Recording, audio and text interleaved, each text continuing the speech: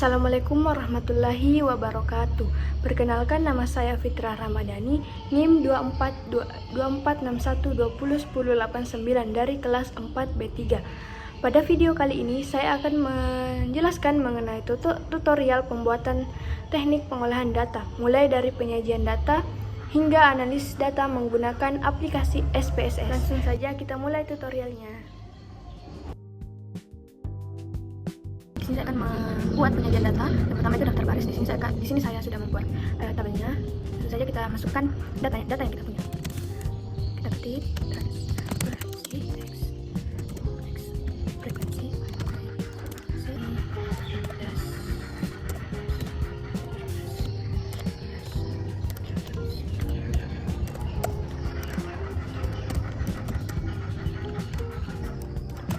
sekarang kita ke frekuensi. Nah, di sini kita akan hanya beri baris saja, kita hilangkan garisnya, kita blok dulu semua. Kita ke home, kita ke ini button border, lalu kita off-kan yang dan lagi yang sini sumber data ini 2020. Di sini kita akan membuat diagram batang. Yang pertama kita ke menu insert, lalu ke chart, lalu kita pilih diagram mana yang kita akan buat. Misalnya saya pilih yang ini, lalu klik OK. Nah, setelah kita tempel data kita ke Excel ini dia diagram batang yang telah kita buat. Kita keluar dari Excel. Nah, sudah jadi diagram batang. Yang ketiga, kita akan membuat diagram garis. Masuk ke insert, lalu ke chart, lalu kita pilih line. Nah, ini kita pilih yang kita mau. Saya di sini saya pilih ini. Klik OK. Kita masukkan data kita tadi. Setelah kita masukkan data kita, nah di sini diagram garisnya sudah jadi. Kita keluar dari Excel. Kita spasi dari sini. Selanjutnya kita akan membuat diagram lingkaran dan garis. Kita masuk ke insert, lalu chart, lalu ke pie. Klik OK. Sama kayak tadi, kita masukkan data kita ke sini. Di sini kita bisa edit data kita, diagram lingkaran ke sini. Saya pilih ini. Kita ganti tulisan frekuensinya itu menjadi transparansi X, variabel X. Selanjutnya itu kita akan membuat diagram gambar. Di sini saya sudah membuat tabelnya. Kita ketik di sini transparansi X, lalu frekuensi. Lalu kita masukkan data transparansi X. Lalu kita ke simbol, more simbol. Lalu kita pilih fontnya yang mana kita inginkan. Kita pilih saja banyak pilihan dari situ. Misalnya sini saya memilih itu. Dan saya memilih lalu pencet nomor insert. Lalu sesuaikan frekuensinya. 15 itu misalnya 1, 16 itu 2, 17 itu frekuensinya 7. Ini lakukan secara berulang.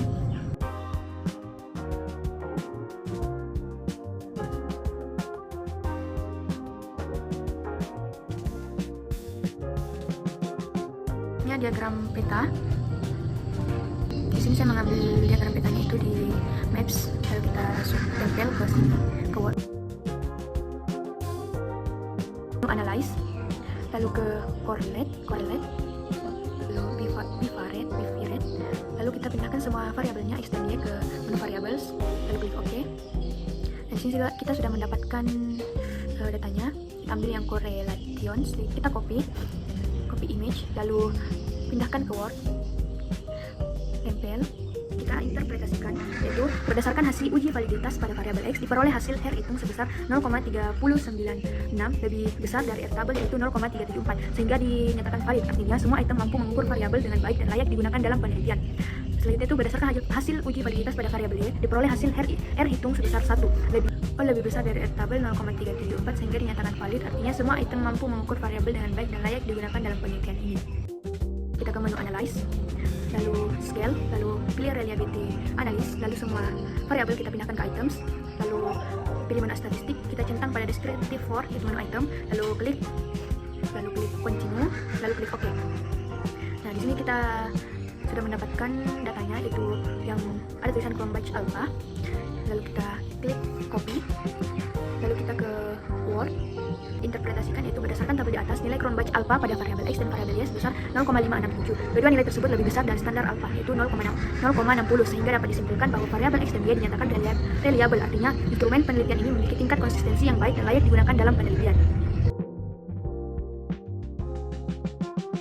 Kita masuk analyze ke non-parametric test, lalu pilih legasi dialog, lalu satu sampel KS. Lalu kita masukkan semua datanya ke test variable list, lalu klik OK. Nah, di sini sudah ada data Kolmogorov. Lalu kita masuk ke Word, lalu tempel data yang tadi. Interpretasinya itu berdasarkan tabel bahan sampel Kolmogorov-Smirnov test di atas nilai asumsi tertile pada variabel X sebesar 0,008 yang dimana lebih kecil dari nilai signifikansi 0,05 dan variabel Y sebesar 0,104 yang dimana lebih besar dari nilai signifikansi 0,05. Dengan demikian dapat disimpulkan bahwa variabel X berdistribusi tidak normal sedangkan variabel Y berdistribusi normal. Artinya seluruh data dalam penelitian ini berdistribusi normal, bahwa data pada variabel X tidak berdistribusi secara normal. Analyze, terus regression linear, lalu kita pindahkan transparansi pengolahan dana ke dependen, lalu transparansi ke independen, lalu ke plots tentang histogram dan normal probability plot, lalu continue, lalu klik OK. Nah, di sini sudah ada data histogram, kita copy, lalu pindahkan ke Word. Interpretasinya itu berdasarkan grafik histogram di atas terlihat bahwa bentuk data menyerupai gunung dan tidak condong ke satu sisi. Data juga terkumpul di bagian tengah dan semakin sedikit di bagian pinggir. Dengan demikian dapat disimpulkan bahwa data residual pada variabel Y cenderung berdistribusi normal sehingga masih memenuhi asumsi normalitas. Selanjutnya itu uji p-plots. Ini sudah ada datanya. Kita tinggal copy lalu tempel ke Word. Interpretasinya itu berdasarkan grafik normal p-plots di atas terlihat bahwa titik-titik data berada di sekitar garis diagonal dan mengikuti arah garis tersebut. Meskipun terdapat sedikit penyimpangan pada beberapa titik, penyimpangan tersebut tidak terlalu jauh dari garis diagonal dan masih berada dalam pola yang wajar. Hal ini menunjukkan bahwa pola data residual mendekati garis normal. Dengan demikian dapat disimpulkan bahwa data cenderung berdistribusi small. Kita ke analyze, regression, terus pilih linear, lalu pindahkan transparansi ke independen dan pengolahan dana ke dependen. Lalu pilih plots, lalu spread itu ke X dan receipt itu ke Y. Continue, lalu klik OK. Nah, di sini sudah terlihat data scatter plot ini. Terus kita copy lalu salin ke Word. Interpretasi itu berdasarkan grafik scatter plot di atas terlihat bahwa titik-titik data tidak tersebar secara acak dan berkumpul di satu bagian saja. Dengan demikian dapat disimpulkan bahwa terjadi gejala heteroskedastisitas. Itu kita ke menu analyze, lalu ke regression, kita pilih linear, lalu kita pindahkan transparansi ke independence, lalu Y dependent, lalu pilih save, lalu kita centang di residual understand site, lalu kita pilih continue, lalu OK. Kita kembali lagi. Di sini kita sudah menemukan res 1, kita ke transform, lalu compute variable, kita ketik ABS res pada target variable, lalu kita pilih ke function group, baru pilih arithmetic, lalu pilih ABS, lalu kita pilih understand res 1, lalu klik OK. Kita kembali lagi ke SPSS, lalu kita pilih analyze, regression, dan pilih linear, lalu kita ganti dependen jadi ABS res, lalu ke menu save, kita hilangkan centangnya, lalu pilih continue, lalu klik OK. Nah, di sini kita sudah menemukan data yang kita inginkan. Nah, kita copy, lalu masukkan ke dalam Word, tempel. Nah, kita dapat interpretasikan itu berdasarkan hasil uji Gleiser pada tabel koefisien. Diketahui bahwa variabel transparansi X memiliki nilai signifikansi sebesar 0,215. Nilai signifikansi variabel tersebut lebih besar dari 0,05. Maka dengan dasar pengambilan keputusan dalam uji Gleiser dapat disimpulkan bahwa tidak terjadi gejala heteroskedastisitas dalam model regresi ini. Kita akan membuat tutorial mengenai autokorelasi, yaitu melalui Darwin-Watson. Yang pertama itu kita ke menu analyze, regression, linear, lalu linear. Kita pindahkan transparansi X ke dependen, lalu pengolahan dana ke dependen variabel Y. Kita centang pada covariance matrix dan collinearity diagnostik, lalu kita centang juga pada Darwin-Watson. Lalu kita klik continue, lalu klik OK. Nah, di sini kita sudah mendapatkan datanya yang ada tulisan Darwin-Watsonnya. Lalu kita klik copy, lalu kita tempel ke Word. Ini kita dapat interpretasikan, yaitu berdasarkan tabel output model summary, ketahui nilai Darwin-Watson sebesar 1,587. Selanjutnya nilai ini dibandingkan dengan nilai tabel Darwin-Watson pada tingkat signifikansi 5% dengan rumus K banding N, yaitu K itu variabelnya, N itu jumlah respondennya, jadi 2:30. Jadi berdasarkan tabel Darwin-Watson diperoleh nilai DL sebesar 1,284 dan DU sebesar 1,567. Kita ke menu analyze, lalu ke regression, lalu linear, lalu kita pindahkan transparansi X ke independence, lalu pengelolaan dana variabel Y ke dependen. Kita klik OK, kita ke tempel ke Word. Interpretasinya itu berdasarkan tabel koefisien pada kolom B, pada konstan A adalah 12,095, sedangkan nilai transparansi X atau B adalah 0,372, sedangkan persamaan regresinya dapat ditulis Y sama dengan A tambah B X, Y sama dengan 12,095 ditambah 0,372X. Dapat diinterpretasikan yaitu satu nilai konstanta A sama dengan 12,095 jika variabel independen X nilainya adalah 0, tidak ada pengaruh, maka nilai variabel dependen Y diperkirakan sebesar 12,095. Nilai koefisien regresi B sama dengan 0,372. Koefisien ini bertanda positif, artinya terdapat pengaruh yang searah antara variabel X dan Y. Setiap kenaikan satu satuan pada variabel X dan variabel Y akan diprediksi meningkat sebesar 0,372. Arah hubungannya itu karena nilai positif, artinya semakin tinggi nilai X maka semakin tinggi pula nilai Y. Kita copy lalu tempel ke Word.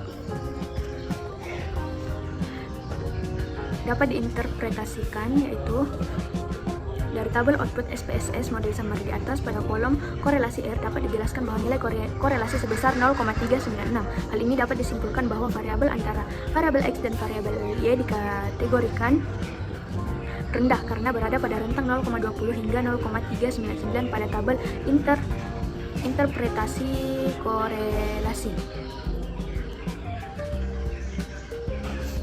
Itu koefisien determinasi sama dengan tabel pada koefisien korelasi itu kita copy saja dan tempel, lalu interpretasinya itu pada kolom R square atau R2 nilai koefisien determinasi itu pada variabel X terhadap variabel Y sebesar 0,157. Hal ini menunjukkan bahwa transparansi X atau variabel bebas memiliki pengaruh yaitu sebesar 15,7% terhadap pengelolaan dana atau variabel bebas.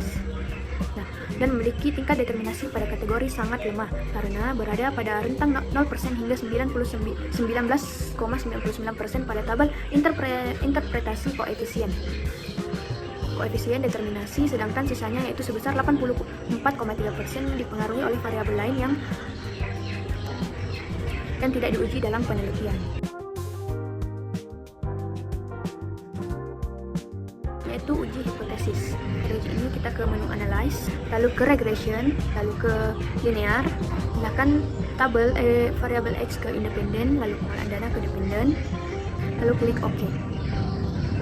Nah, di sini kita sudah mendapatkan datanya, kita copy, lalu pindahkan ke Word. Interpretasinya itu berdasarkan tabel output SPSS di atas, maka pada uji T dapat diinterpretasikan yaitu diketahui nilai T hitung variabel transparansi sebesar 2,284 karena nilai T hitung 2,284 lebih besar dari T tabel yaitu 2,052 dan nilai sig 0,30 lebih besar dari nilai probabilitas 0,05 sehingga dapat disimpulkan bahwa hipotesis yang menyatakan transparansi X berpengaruh positif dan signifikan terhadap pengelolaan dana diterima karena terbukti secara statistik.